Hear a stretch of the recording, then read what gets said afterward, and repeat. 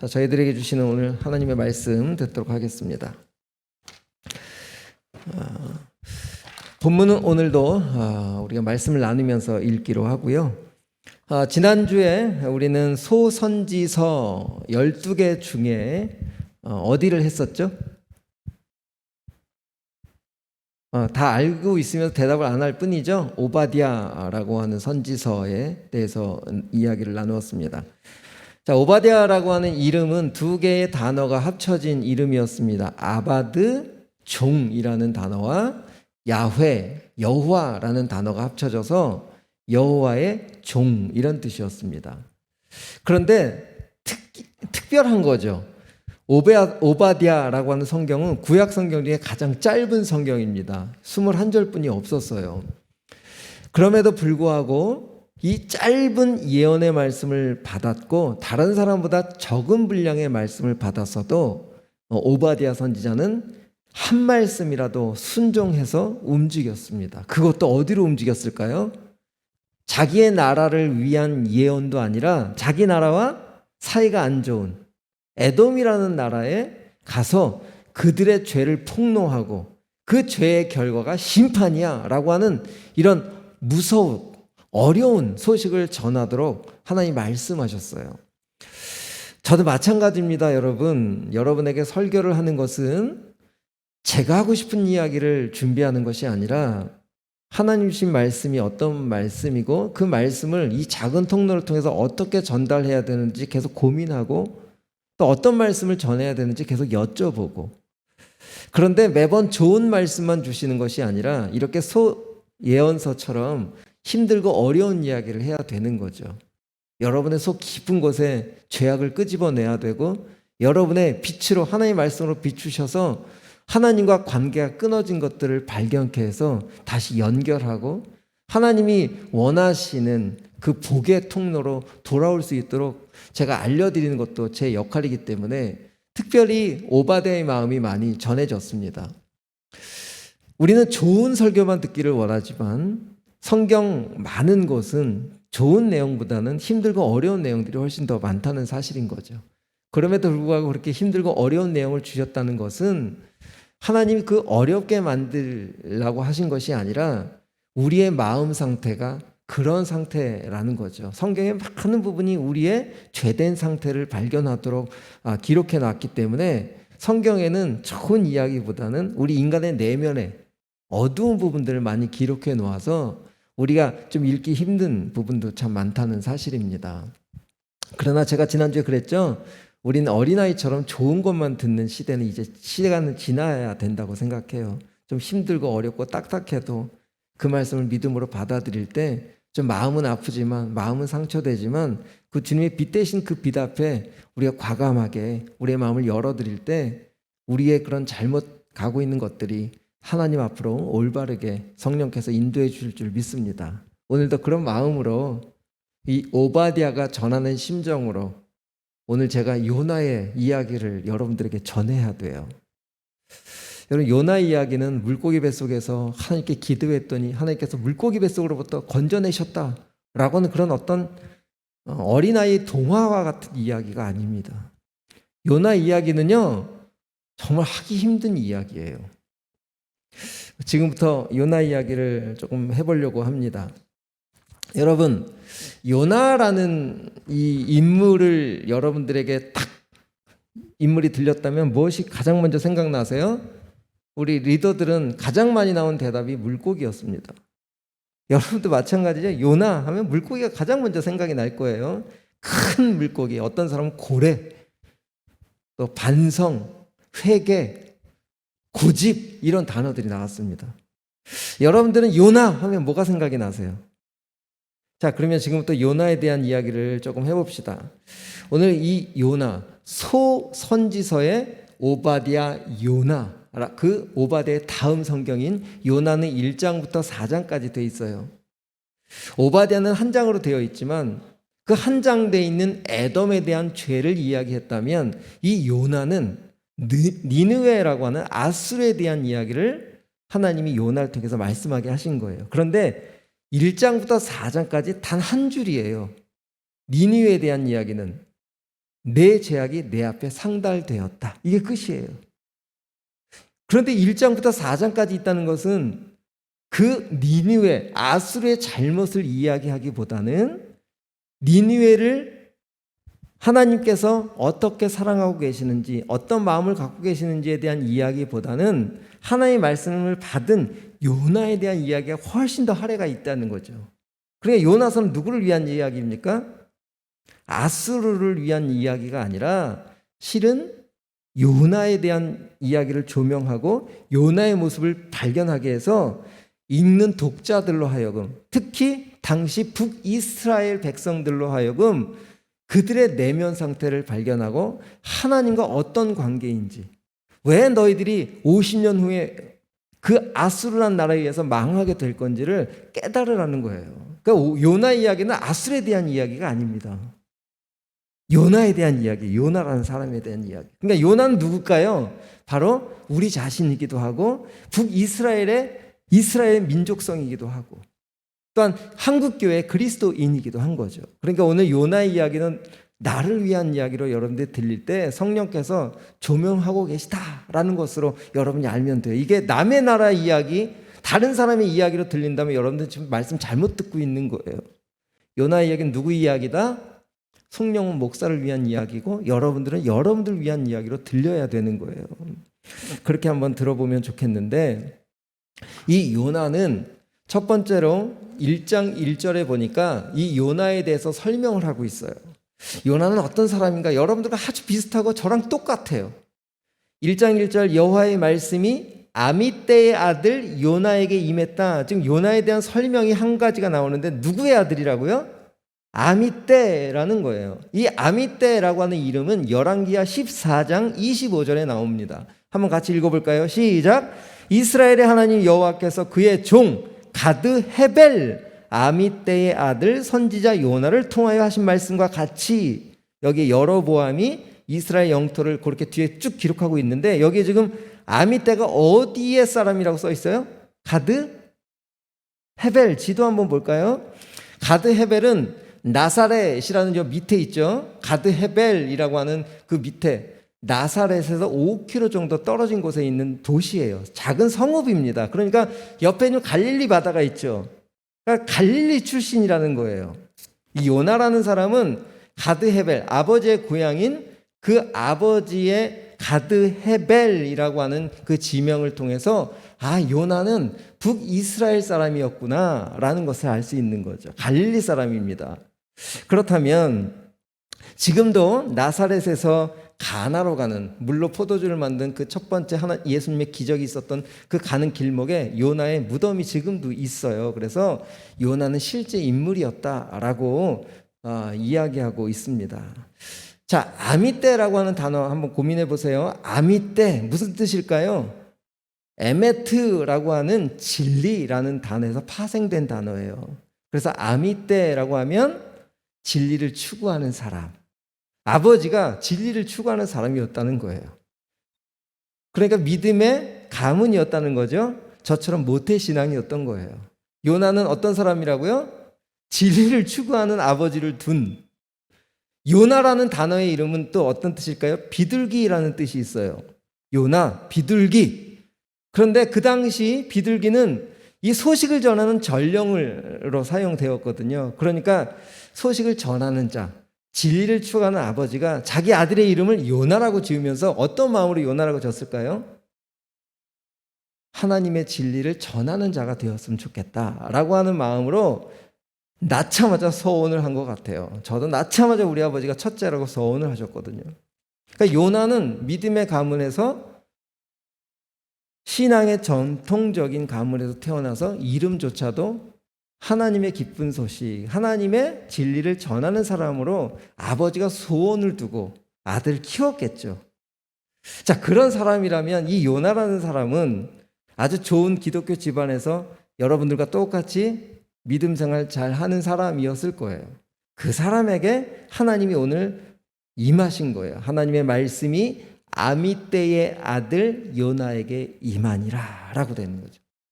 자, 여러분, 저는 왜 저랑 비슷하다고 했냐면 저는 어렸을 때부터 어머니 뱃속에서부터 교회를 다녔던 사람이니까 하나님의 말씀이나 성경에 대한 지식이나 일단 교회에 돌아가는 이런 시스템이나 모르는 게 없었어요. 여러분도 마찬가지죠? 그런데 하나님의 말씀이 어느 날 정말 개인적으로 임하는 날이 왔거든요. 여러분들에게도 그런 날이 있습니까? 아니면 오늘도 똑같이 설교 한 편을 듣고 계십니까? 오늘 요나에게 하나님의 말씀이 임하니라 어느 날 갑자기 이 요나는 어렸을 때부터 하나님 앞에 섬기던, 하나님 앞에 예배하고 제사 드리던 사람인데 오늘 하나님의 시간의 때에 하나님의 말씀이 요나한테 임했어요. 그렇죠? 하나님의 말씀이 임했다라고 했단 말이죠. 그렇다면 그 하나님의 말씀이 임하는 순간 요나는 어떤 상태가 됩니까? 여러분 잘 생각해 보세요. 이거 어려운 이야기는 아니지만 하나님의 말씀이 임했어요. 그때부터 요나 인생은 꼬이기 시작하는 거예요. 그 말씀을 불순종하려고 다시스로 도망가고 대풍랑이 일어나고 제비가 뽑히고 그 뽑혀가지고 바다에서 던져짐을 당하고 물고기 속에 들어가고 요나가 하나님의 말씀이 임하지만 않았다면 요나의 인생은 아무렇지도 않았어요. 그냥 편안하게 모태신앙으로 살아가는 거야. 여러분도 이렇게 신앙생활하고 싶지 않아요? 하나님 나한테 말씀하시지 마세요. 부담스럽습니다. 하나님 나에게 어떤 명령하지 마세요. 하나님 나에게 어떤 사명감을 주지 마세요. 저 편하게 신앙생활하고 싶어요. 근데 하나님은 여러분들이 이 땅 가운데 보내신 이유가 있어요. 나를 찬송하게 할 것이다 라고 하는 것이 이사야 43장에 정확하게 기록했거든요. 나를 위하여 나를 찬송하게 할 것이다. 여러분들의 인생은 이미 이 땅에 보내지는 순간, 하나님의 형상으로 보내지는 순간 여러분은 어떤 모양이든지 하나님을 찬송하는 자. 찬송이란 단어는 노래만 이야기하는 게 아니잖아요. 영광이란 뜻도 있고 섬김이란 뜻도 있고 찬송이란 단어 안에는 여러 내용들이 들어있잖아요. 그렇다면 여러분들에게 하나님은 이 땅에 보내시는 것이 그냥 모태신앙으로 교회 주일날 왔다 갔다 하면서 그냥 밖에서는 그렇게 살다가 또 주일날 오면 예배 드리다가 그럭저럭 살기를 원하시는 게 아니라 오늘 요나에게 하나님의 말씀이 임하신 것은 드디어 2절에 보니까 저 큰 성읍 니느웨에 가서 내 말을 전하라는 거예요. 사명을 받았어요. 요나에게 이 말이 임하지 않았으면 요나의 인생은 문제가 생길 게 아무것도 없었어요. 여러분 근데 하나님의 말씀이 임하는 게 문제가 인생에 파문이 생겼다고 생각합니까? 하나님의 말씀 제발 그런 부담스러운 말씀하지 마시라고. 여러분 마음 한쪽 구석에도 그런 마음 혹시 없으세요? 어떤 모태신앙이 이런 얘기를 저한테 하더라고요. 제가 교회를 갈 수가 없어요 요즘에. 하나님의 말씀이 들릴까 봐. 하나님의 말씀이 정말 마음에 들릴까 봐 교회를 못 가겠다는 거예요. 이게 그냥 나온 얘기가 아닙니다. 하나님의 말씀이 우리를 힘들고 어렵게 하려고 하는 것이 아니라 요한복음 10장 10절에 보니까 도적이 온 것은 죽이고 멸망시키려고 온 거지. 진짜 우리 예수님이 말씀이신 그분이 이 땅 가운데 오신 이유는 뭐예요? 생명을 얻게 하고 그 생명으로 풍성하게 살게 하기 위해서 우리 주님이 말씀으로 이 땅 가운데 오셨는데 그 말씀이 이 땅 가운데 오시니까 이 땅이 막 파문이 일어나기 시작하는 거예요. 그만큼 말씀은 강력한 거고 살아있는 힘입니다. 그 말씀이 오늘 내게 깨달아졌다면, 그 말씀이 믿어졌다면 그 말씀은 나를 그렇게 인도해 가실 거예요. 그런데 우리의 생각은 그 말씀이 오면 이 세상을 다 끊어내야 될 것 같고 이 세상에 누릴 것을 아무것도 못하게 될 것 같고 그러니까 말씀이 자꾸만 들리는 것이 부담스럽게 생각하는 거죠. 편하게 왔다 갔다만 하면 되지. 이렇게 살면 되지. 뭐 이렇게 부담스럽게 말씀으로 다가오십니까? 라고 할 때도 제가 있었거든요. 어떻게 해서 말씀 듣는 자리를 도망 다녔고 들리면 큰일 나잖아요. 목사가 돼야 되니까 이런 생각으로 가득했기 때문에 말씀을 피해 다녔던 제가 그때가 생각이 나거든요. 그래서 이 요나를 지금 준비하면서 하나님이 오늘 요나에게 말씀으로 임하셨다는 것은 요나를 힘들고 요나 인생을 파멸시키려고 한 것이 아니라 요나를 진짜 요나라는 하나님이 보내신 뜻대로 세우시려고 말씀을 하신 거예요. 여러분 하나님의 말씀이 오늘 들리는 것은 여러분들 힘들게 하는 것이 아니라 진짜 생명을 얻게 하고 생명이 더 풍성하게 여러분을 통해서 퍼쳐나가고 흘러나올 수 있도록 하시기 위한 거라는 거죠. 하나님의 말씀 듣는 거 기쁘게 생각하셔야죠. 그 성읍에 대고 외쳐라. 그들의 죄악이 내 앞에 이르렀다. 라고 하는 이 요나에게 임한 하나님의 말씀 가운데 오늘 우리들에게도 똑같이 동일하게 말씀하시는 거예요. 하나님의 말씀이 들리면 내 인생에 내가 생각하는 파문이 일어날지언정 말씀이 들리도록, 말씀만 들리면 우린 사니까. 그 말씀이 생명이고 우리를 살려가는 힘이니까. 여러분, 그 경험이 되기를 축복합니다. 이렇게 말씀이 임하니까 이 요나 입장에서는 니느웨라는 성읍으로 가서 내가 말하는 이 망한다 라고 하는 것을 전하는 거예요. 니느웨라고 하는 이 도시는 아수르의 수도입니다. 니느웨라는 아수르의 수도예요.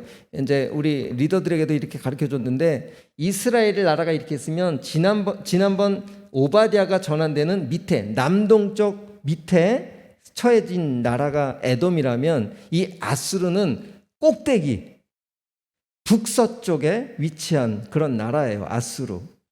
자, 그렇게 아수르라는 나라에 가서 이제 너희들의 죄악이 내 앞에 극에 달했으니까 너희들 40일만 되면 이제 망할 거야. 그 이야기를 전하라는 거예요. 그런데 요나가 어떻게 반응하느냐? 3절에 한번 먼저 읽어보도록 하겠습니다. 그러나 요나가 여호와의 얼굴을 피하려고 일어나 다시스로 도망하려 하여 욥바로 내려갔더니 마침 다시스로 가는 배를 만난지라 여호와의 얼굴을 피하여, 지금 피한다라고 하는 단어가 2개가 나왔어요. 한 문장 안에.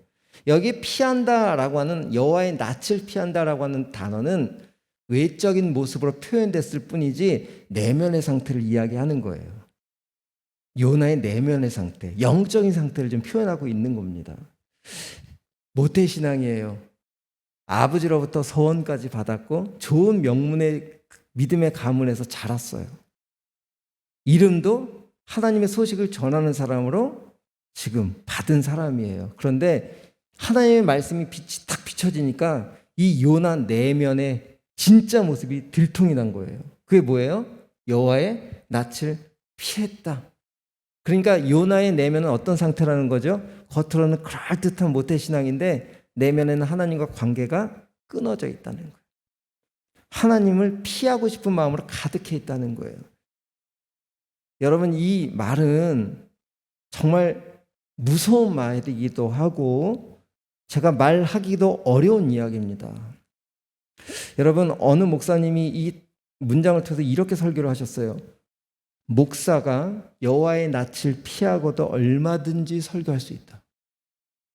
내면에는 하나님과 관계도 없는데 앞에 서서 그럴듯하게 설교할 수 있다는 거예요.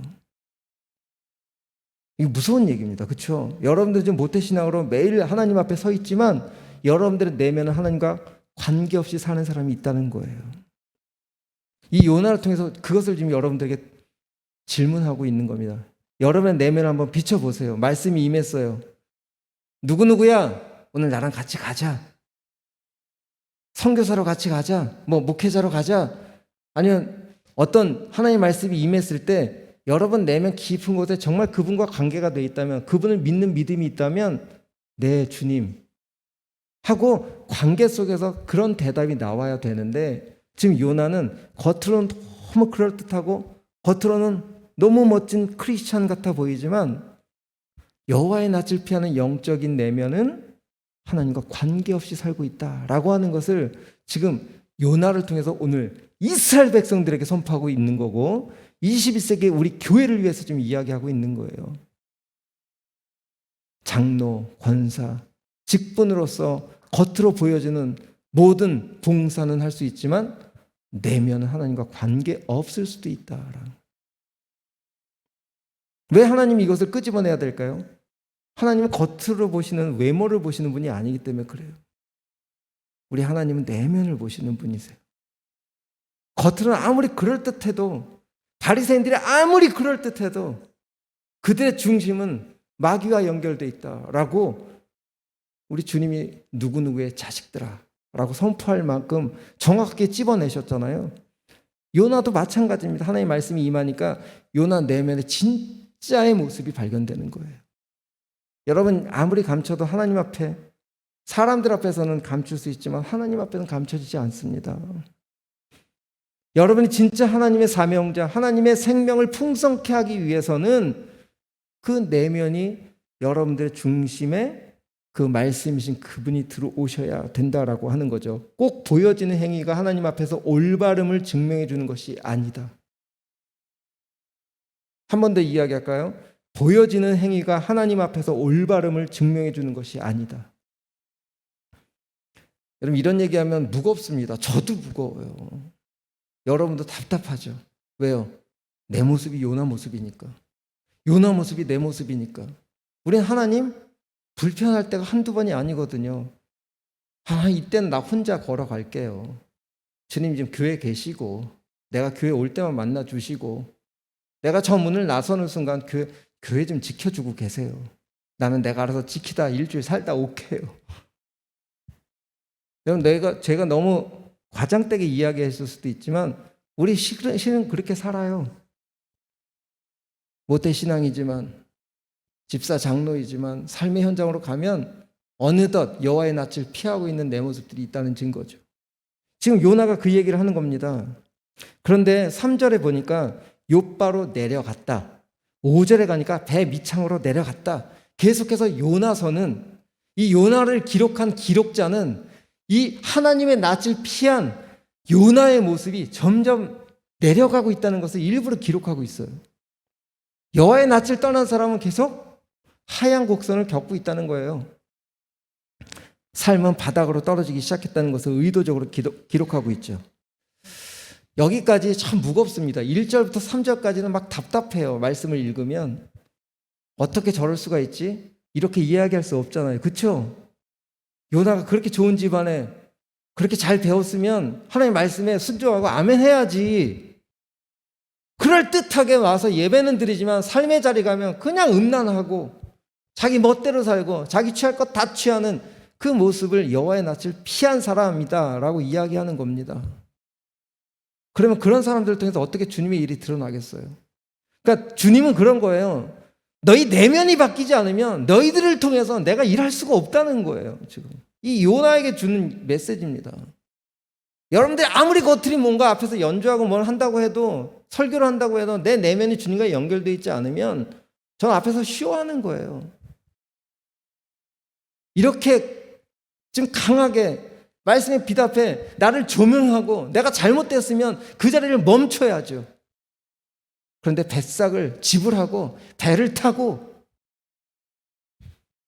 반대 방향으로 달려가는 것이 이 바로 여호와의 낯을 피하는 그런 우리들의 모습이지 않겠습니까? 근데 4절부터 참 감사해요. 하나님은 그런 요나를 추적하십니다. 그냥 포기하지 않으세요. 4절부터 요나를 추적하셔서 마침내 요나를 잡아다가 사명자로 세웁니다. 니느웨로 세우세요. 이게 참 저한테는 너무 은혜였습니다. 그냥 힘들고 여호와의 낯을 피한 자로 이중적으로 사는 그들을 하나님 포기하신다면 어떡할까? 근데 요나서는 그걸 포기하지 않고 있다는 거예요. 너무 감사하지 않아요? 왜냐하면 요나의 모습은 제 모습이었으니까. 제가 멀리 주님을 떠나 돌아갔지만 그 돌은 그 자리까지 찾아오셔서 주님은 마침내 이 자리로 끌어오셨고 그런 잘못된 시간들을 살아왔지만 그 내면의 내면은 여호와의 앞을 떠나 있지만 겉으로 그럴듯하게 표현했던 그런 것들이 지금은 외적으로 보여지는 메시지가 아니라 내 내면에서 주님과의 깊은 교제 가운데 나오는 말씀을 나누는 자리까지 오게 됐다는 거죠. 그런 실패의 자리가 있던 거예요. 그러니까 하나님은 요나라는 사람을 인격적으로 대하신 거죠. 강제적으로 뱃삭을 지불하지 못하도록 돈을 빼앗았다든지 배를 타지 못하도록 배가 준비가 되지 않다든지 이렇게 하지 아니하시고 요나가 선택할 수 있는 기회를 계속 주시면서 인격적으로 돌아오기를 바라시는 거죠. 그런데 너무 멀리 갈 것 같으니까 하나님은 큰 풍랑을 준비하시는 거죠. 요나서 1장 4절에 보니까 여호와께서 앞에서 주어가 여호와께서예요. 여호와께서 큰 바람을 바다 위에 내리심에 바다 가운데 큰 폭풍이 일어나 배가 거의 깨지게 됐다. 제가 힘들고 어려운 게 아니죠. 제 욕심을 따라 달려가고 있을 때 다 말씀드릴 수는 없지만 어느 상황에 내가 딱 멈출 수밖에 없는 상황으로 코너로 몰아가신 적이 있어요. 코너로 몰아가니까 더 이상 갈 데가 없는 거죠. 큰 풍랑과 큰 폭풍 앞에 딱 서니까 배가 깨지게 되니까 더 이상 어찌할 수 없는 상태가 되는 거죠. 그러니까 하나님의 추적의 도구는 요나에게는 큰 파도와 폭풍이었던 거죠. 이게 하나님의 도구였습니다. 여러분, 우리 인생에 만나는 위기와 비극은 다 본질적으로 하나님을 떠났기 때문에 생기는 일들이에요. 이게 다 우리들이 만들어낸 것이 아니라 하나님을 떠난 사람들의 그 길을 막기 위해서 하나님 주시는 그런 비극들이다라고 저는 생각을 합니다. 그렇게 생각이 된다면 너무 감사하기도 할 거고요. 저는 하나님은 이 요나의 잘못된 가는 길을 더 멀리 가지 않도록 막고 계신, 풍랑을 탁 세워서 막고 계신 것이 아닌가라는 생각이 들었어요. 저는 이게 하나님의 자비하심이라고 생각이 됩니다. 야, 요나야, 네가 나의 부르심을 거절했어? 그럼 나도 어쩔 수 없다. 그냥 나한테 순종 잘하는 사람 불러다가 일할게. 이럴 수 있지 않나요? 나는 그렇거든요. 아직은 사람이라 좀 저와 잘 교제하는 사람들을 이렇게 제가 선별해서 일할 수 있지만 우리 하나님 그렇지 않다는 거죠. 요나가 그렇게 다른 사람을 구하지 아니하시고 잘 가라 포기하지 아니하시고 그 요나 앞에 큰 풍랑을 주셔서 그 요나를 진짜 하나님의 사명자로 세워가시는 그 하나님의 추적하심은 저에게 다시 한번 덤으로 사는 인생이 되었잖아요. 4절부터 요나는 덤으로 사는 인생이 되는 겁니다. 이제 왜? 하나님이 강권적으로 이제 끌어가시는 인생이 되니까요. 그런데 자기 생각대로 됩니까? 지금까지 뱃삭을 사고 배를 타고 막 달려가고 있는데, 근데 지금부터 하나님 탁 막으시고 요나의 힘대로 되지 않도록 컨트롤하기 시작하는데, 이때서부터 요나는 진짜 하나님의 사람으로 만들어져 가기 시작하는 거죠. 여러분 5절 한번 읽어보겠습니다. 사공들이 두려워하여 각각 자기의 신을 부리고 또 배를 가볍게 하려고 그 가운데 물건들을 바다에 막 던지는데, 그러나 요나는 배 밑층에 내려가서 누워 깊이 잠이 든지라. 솔직히 상황적으로 잠을 잘 수 있는 상황은 아니에요. 그렇죠? 그 막 파도가 몰려고 배가 그렇게 흔들거리는데 어떻게 내려가서 잠을 자겠습니까? 그럼 이렇게 이 성경 기자가 요나의 모습을 배 밑에 들어가서 잠을 잤다라고 표현한 것은 뭐예요? 영적으로 깊은 잠에 빠져 있다는 거예요. 지금 그 상황을 좀 조명해내는 거예요. 이 글씨로 기록된 것으로. 자, 여러분, 저는 이 장면을 이렇게 묵상하면서 한 사람이 더 생각이 났어요. 성경에 이 풍랑 뱃속에서 주무신 분이 딱 한 분이 더 나와. 누구예요? 예수님이에요. 예수님과 요나 딱 두 사람 나오거든요. 그런데 잠을 자게 된 원인의 근본적인 원인은 달라요. 제가 좀 생각해 봤습니다. 요나가 지금 잠을 자고 있는데 그게 잠일까요? 아마 이럴 거예요. 제가 이렇게 썼습니다. 이 요나가 그래, 이 모태신앙들이 하나님의 법을 좀 떠나 있고 좀 그리스도인, 그냥 신앙생활을 하던 사람이 하나님을 좀 떠나 있으면 괜히 마음 깊은 곳에 그 불안이 올라오잖아요. 솔직히 여러분 다 불안 올라오잖아. 조금 안 좋은 데 가면 이러면 안 되는데 막 속으로 조금 불안해하고 답답해하고, 그렇지 않아요? 그럴 때 이 요나가 뭐라 그랬을까요? 이렇게 하는 거예요. 괜히 불안하고 초조한 자신에게 이렇게 말합니다. 괜찮아질 거야. 이미 배가 출발했잖아. 이미 뱃삭도 지불했고 지금까지 아무 일 없었잖아. 괜찮을 거야 하면서 지금 자기 합리화를 시키는 겁니다. 거짓 이것을 양심이라고 이야기를 해요. 자기 스스로가 거짓 양심을 강요하고 스스로 위로하고 지금 살아가려고 하고 있다는 거예요. 이게 지금 영적으로 무너져 있는, 잠을 자고 있는 요나의 잠의 상태를 이야기하는 거죠. 그런데 예수님의 잠은 어떻습니까? 예수님은 진짜 세상에 그 어떤 풍랑이 와도 고요하신, 그 흔들리지 않는 그 잠을 이야기하는 거죠. 대조가 되는 거죠. 대조. 여러분, 죄라는 것은요, 이렇게 출발은 이런 식입니다. 대부분 죄가 갑작스럽게 우리를 막 점령해 가는 게 아니에요. 완전히 우리를 갖다 집어삼키는 게 아닙니다. 조금씩 조금씩 합리화시켜 가면서 점진적으로 다가와서 우리를 사로잡는 거예요. 자기 스스로가 자기를 위로하는 거죠. 괜찮을 거야. 아, 오늘도 괜찮았잖아. 그러면서 무뎌지는 겁니다. 이 요나의 잠이 그렇게 빠진 거예요. 여러분도 지금 그런 상태에 있다면 괜찮겠지. 뭐 오늘 그냥 지나갔는데 무슨 심판이 와. 성경의 이야기가 무슨 나와 무슨 상관이 있어.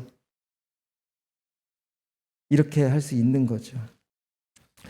저는 요나서를 다음 주에 한 번 더 이야기하겠죠. 오늘은 좀 무거운 이야기를 하지만 다음 주는 좀 좋은 이야기를 할 거예요. 이제 물고기 뱃속에서 끄집어내시고 하나님의 사명자로 세워가시고 이 좋은 이야기 다음 주에 기대하시고 오늘 좀 힘들지만 여러분의 이 요나의 모습을 통해서 내 영적인 상태를 점검받았으면 좋겠어요. 나는 지금 어떤 상태지? 이 요나를 누가 깨우는지 아세요? 6절에 보니까 세상 사람 선장이 깨워요. 저는 이 모습을 보면서 세상 밖에 난리가 쳐도 교회? 그냥 영적으로 잠자고 있을 수도 있겠다. 그리스도인들이 그냥 세상에 별로 관심이, 저 무너져가는 세상을 향해서 별로 관심들이 없는 우리의 모습이 보였어요. 정말 무너져가는 한 영혼 한 영혼들이 여러분 정말 이 난리 속에 영적으로 잠들어 있지는 않는가라는 생각이 좀 들었습니다. 7절에 보니까 제비를 뽑아요. 그런데 누가 뽑혀요? 우리가 잘 알지만 요나가 뽑혀요. 저는 여기서 요나가 걸리면 누가 불명예스러워지는 겁니까? 선장이 와서 너의 하나님께 기도해. 그러면 요나가 누구를 믿는지 지금 모든 사람들이 다 알아요. 여러분들이 하나님을 믿는 크리스찬인 거 다 알아요. 근데 세상 사람들이 여러분들을 바라봤을 때 지금 깨워주고 싶은 사람일 수도 있다는 거지. 세상 사람들이 우리를 정말 크리스찬으로 알고 있으면서 깨우고 해야 되는 그런 사람이 아닐까. 요나를 모습 통해서 정말 우리들의 실제적인 모습들이 보이지 않아요? 무뎌져 있고 전혀 감각이 없고 이중적으로 살고 있고 겉으로는 뭔가 하고 있는데 내면적으로는 하나님과 암흑으로 관계가 끊어져 있고 이게 지금 요나의 일장에서 보여지는 모습입니다. 하나님은 자신의 이름이 망령되이 되는 것을 가장 싫어하세요. 그런데 딱 한 번만 오직 한 경우에만 허락하시는데 그게 언제냐면 자기 백성의 거룩함을 위해서는 한 번 자기의 이름이 망령되이 되는 것, 십자가로 넘기실 수 있는 분이라는 거예요. 이게 우리 하나님의 자비로우심인 거죠. 자기 백성의 거룩함을 이루시고자 할 때 자신의 이름이 땅바닥에 처박히는 거죠. 네가 하나님의 아들이거든 뛰어내려라. 우리 주님은 끄떡도 안 하시죠. 왜? 거기에 계셔야 우리가 살아나니까. 진짜 하나님의 능력은 거기서 하나님의 아들의 능력을 나타내는 것이 아니라 아버지의 말씀대로 순종하는 그것이 온 세상을 살아내는, 자기가 하나님의 아들인데도 불구하고 전혀 능력을 펼치지 못하는 그 자리에 있을지언정 하나님의 말씀이 우리 온 천하에게 생명을 줄 수 있는 기회라면 거절하는 거죠. 여러분, 우리들 거룩한 자리로 초대하시기 위해서 그 저주의 십자가를 짊어지신 그 십자가의 3일의 시간은 바로 요나가 바닷속에 빠트려지고 큰 물고기 속에 아무 빛도 없는, 길도 없는, 자기의 의지가 발동될 수 없는 그 물고기 뱃속에 3일 동안 들어가는 것이 바로 요나가 살아날 수 있는 기회였습니다. 저는 여러분들에게 하나님의 말씀은 우리를 힘들고 어렵게 하시는 것이 아니라 우리를 살리신다라고 하는 것에 초점을 두셔서 그 말씀 앞에 내가 내 존재를 발견하고 내가 그런 사람입니다. 맞아요.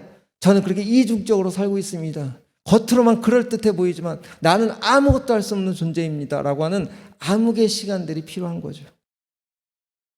정말 하나님과 직면하는 시간들 여러분 꼭 필요해요. 그래서 인생에 한 번은 그런 시간을 여러분들이 경험해야 됩니다. 환하게, 그럴듯하게 왔다 갔다 한다고 여러분의 인생이 변하지 않아요. 하나님의 말씀에 직면해서 내 존재가 발견되고 내가 얼마나 잘못되고 잘못 가고 있는지를 알아야 돌이키죠. 근데 그 길이 맞다고 계속 교회에서 이야기해주면 안 되잖아요. 열심히 나오시면 됩니다. 아니, 형식적으로 나오는 건 절대 안 됩니다. 하나님의 말씀 앞에 여러분들이 직면하셔야 여러분들의 삶은 바뀌는 거예요. 그래서 요나에게 오늘 주님이 말씀이 임하신 겁니다. 삶에 부딪히신 거예요. 근데 우리는 부딪힐 생각이 없어요. 주님, 동행만 해주세요. 내가 가는 길에 그냥 함께만 주세요. 그 길을 갈 생각이 없어요. 요나가 그런 상태입니다, 지금. 1장은 이렇게 우리에게 힘든 이야기를 하고 있지만 그렇게 물고기 3일 동안의 뱃속을 통해서 2장에 가보면 1절부터 10절까지 그 간절한 탄식의 기도가 기록되어 있어요. 저는 이 요나서 2장의 그 요나의 기도가 너무 좋아요. 왜요? 제가 그런 모태신앙이었고 이중적인 사람이었고 겉으로 그럴듯하게 찬양 인도하며 무엇인가 구름 떠다니는 듯이 뭔가 잘하는 것 같은데 내 내면은 깊은 암흑이었거든요. 그 빛이 아무것도 없어서 뭔가 할 수 있는 것이 그냥 인터넷에 따온 단어들, 뭔가 좋은 설교집을 가지고 이야기거리로 만들어내지 내 삶은 전혀 주님과 관계가 없었던 시기가 있었거든요. 얼마나 힘들었는지 아세요? 앞에서 쉬워하는 것이. 근데 이제는 정말 내 속에 그 주님의 빛이 들어오셔서 그 주님의 말씀에 한 걸음 한 걸음 순종해가는 그 삶의 자리에서 나오는 이런 말씀들이 실질적으로 여러분들에게 솔직하게 흘러나갈 수 있는 그런 사람으로 변해가고 있다는 사실인 거죠. 여러분의 삶을 여러분의 겉으로 보여지는 외형적인 삶이 아니라 내면적인 여러분의 진짜 모습이 하나님 앞에 어떤 모습으로 살아가야 되는지 요나를 통해서 오늘 우리들에게 말씀하고 있는 거예요. 오늘 제가 말씀이 좀 길었습니다. 이제 정리할게요. 찬양하겠습니다. 우리가 포장하고 있는 거짓 평화는 우리를 살리지 못해요. 절대 우리가 합리화시킨 이 보여지는 것으로는 우리 살아나지 못합니다. 우리가 이렇게 찬양했으면 좋겠어요. 원하고 바라고 기도합니다. 우리 찬양하겠습니다.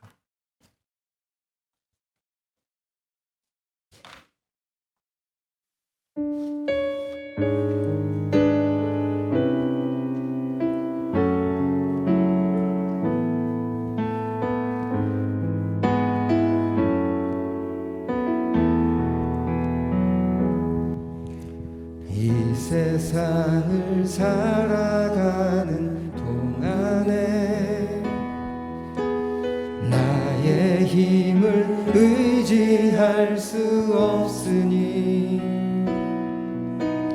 기도하고 낙심하지 말 것을 주께서 참 소망이 되심이. 우리 다시 한번 이 세상을 살아가는 동안에 이 세상을 살아가는 동안에 나의 힘을 의지할 수 없으니 기도하고 낙심하지 말 것을 주께서 참 소망이 되심이라.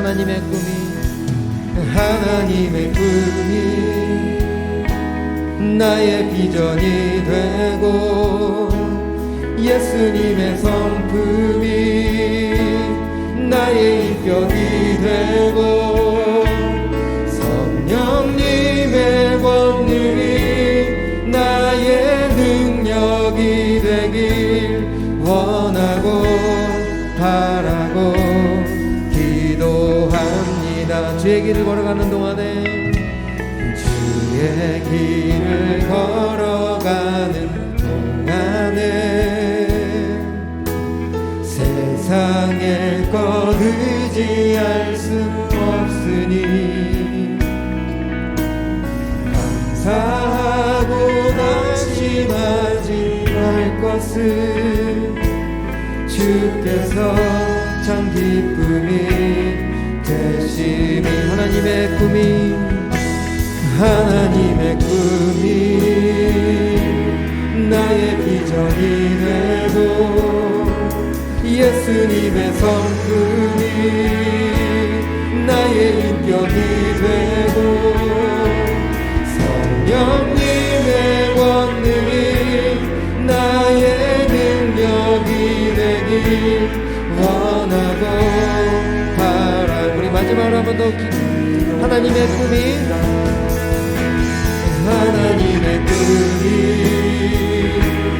나의 비전이 되고 예수님의 성품이 나의 인격이 되고 성령님의 권능이 나의 능력이 되길 원하고 바라고 기도합니다. 우리 이렇게 기도하겠습니다. 오늘 좀 힘들었죠? 성경은 진리의 빛이기 때문에 우리 내면을 정말 이 깊은 곳까지 드러냅니다. 이게 바로 진리의 능력입니다. 하지만 우리는 그것을 계속 뭔가 내가 하는 것으로 감추려고 하고 어떤 바쁨으로 감추고 아닌 것처럼 외모로 계속 그것을 감싸지만 그럴수록 더 내면은 갈급해지는 거예요. 더 답답해지는 거예요. 더 무능력해지고요. 더 감각이 없어지는 겁니다. 오늘 요나서를 통해서 우리들에게 말씀하셨다면 하나님 맞습니다. 제가 요나입니다. 그럴듯하게 하나님을 전하는 비둘기 같은 섬김을 하고 있지만 내 내면 깊은 곳은 하나님과 아무 관계도 없는 그런 갈급한 사람입니다. 이런 진짜 탄식한 속에 이 탄식이 여러분에게 좀 가슴을 치면서 나와야 돼요. 이거 우리 주님이 제일 기뻐하실 겁니다. 하나님 좀 나의 길을 좀 열어주십시오. 이 기도할 때가 아니고요. 내 내면을 깊이 보게 해주셔서 감사합니다. 정말 하나님 없이 내가 매 순간순간 내 방법과 내 의지대로만 살아가고 있습니다. 이 진짜 속에서만 이게 막 올라와야죠. 여러분 정말 가슴을 정말 세리가 가슴을 치며 하나님의 그 존전을 보지도 못하고 고개를 쳐박고 기도했던 것처럼 여러분 정말 하나님 앞에 성령님 이 무감각하면 이 무감각함도 좀 하나님 만져주십시오. 좀 이런 기도가 좀 여러분들에게 나왔으면 좋겠어요. 여러분 청년부 여러분 지금 나온 이 인원만 그렇게 하나님 앞에 간절하게 돌이키기만 한다면 요나 한 사람이 아수를 구해내거든요. 요나 한 사람이 아수로 국민들이 다 회개하고 돌아와요. 그렇게 하나님 여러분들 사용하고 싶으셔서 오늘 말씀하시는데 여러분 여전히 또 똑같이 그냥 무감각하게 돌아가시겠습니까? 여전히 내 가슴이 지금 무감각하다면 정말 성령님께 좀 간구하십시오. 내가 여전히 이렇게 무감각합니다. 저 좀 불쌍히 여겨달라. 우리 한번 기도하며 나가겠습니다.